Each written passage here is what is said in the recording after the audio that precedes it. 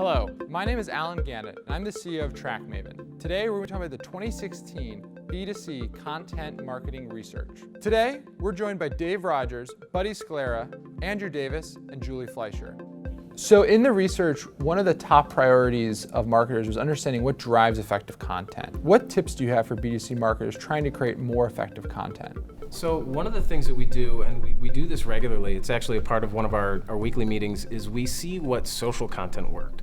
And the little snackable pieces of content that are relatively easy to produce, they're not these larger content marketing initiatives, but they're things that we can crank out week after week because we're structured to do that. We see the most effective ones and the least effective ones. And we look at them and say, what is the common denominator here? What are people not responding to? Is it because there's too much of a heavy call to action? Or is there a certain lifestyle imagery or how-to imagery? Is it the way that we even positioned and styled the images or the copy, even the tone? So when we start to see over and over again successful pieces of smaller social content, we can say, okay, maybe this makes sense for some broader content marketing programs. I want to add to that because I think that there's an element there of knowing your audience. What do they need, right? We talk a lot about storytelling and user journeys. Early in a journey, people need really basic information, smaller content. They make a decision. Then they move further along their journey. They compare it to something that they already have. And then further along, they're your customer. Retention, as you mentioned earlier.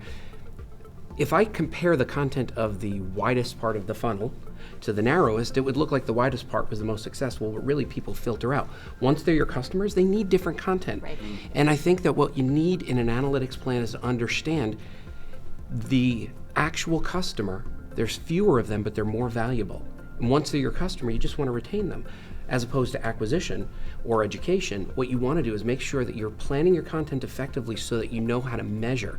Everything's not worth the same thing on your site, right? If somebody's looking, they're seekers, they're looking for info, eventually when they become your customer, they need less of that seeker info and they need more retention. So when you consider how we might search for products ourselves, we go broad, we get narrow, we go more narrow until eventually we become a customer. Like I bought a Honda, right? I don't need to go re-look up what a Honda is. Like I know, now I just need to know when I'm supposed to get it serviced. Right. So I'm still the customer, but I'd take many fewer steps to the website, but now all they need to do is then convert me the next time I go to buy a car. So Buddy, one of the things that you were talking about was top of funnel versus bottom of funnel, and what does effectiveness mean, and how do we talk to a consumer through the entire journey? I think the other thing to keep in mind is that, effectiveness, there are different levels of effectiveness for your business. Driving penetration, driving new buyers, launching a new business is much harder than it is to, drive buy rate. That's fairly easy to do. And the more you drive buy rate, the higher your returns will be and the smaller your business is going to get because you're not bringing in new consumers. And so, I've seen some of our, the ROI on paid search is the highest that we have. Well, obviously, these are people who are going in and, searching for our product.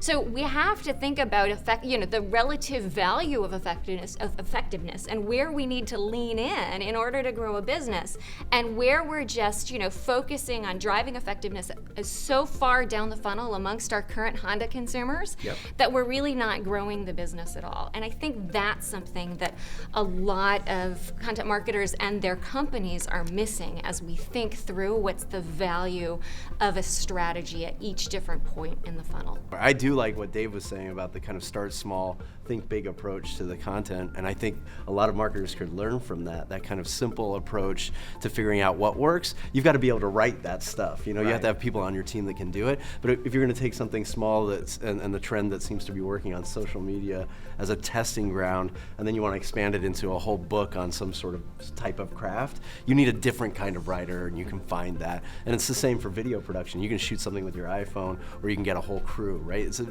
And both of them are valuable in some way, shape, or form. So I think people are realizing we don't have to create the content ourselves. We can find someone to help us. Yeah, it's interesting. So people really want to understand what drives effective content. They just don't want to write it themselves. Yeah, exactly. I mean, I do, and Ann wants us to. So I hope we do. Thank you guys so much for joining us for the B2C Roundtable. Thank you.